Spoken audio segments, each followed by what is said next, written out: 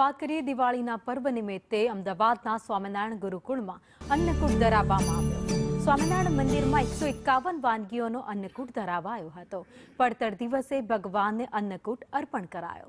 હરિભક્તોએ અન્નકૂટના દર્શનનો લાહવો પણ લીધો. તો અદ્ભુત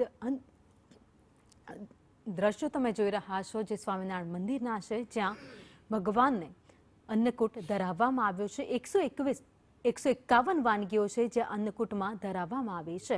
તો મોટી સંખ્યામાં શ્રદ્ધાળુઓ છે એ અન્નકૂટનો લાભો લેવા માટે પણ પહોંચ્યા છે. આ સાથે જ ભગવાનના દર્શન કરી ધન્યતા અનુભવી રહ્યા છે.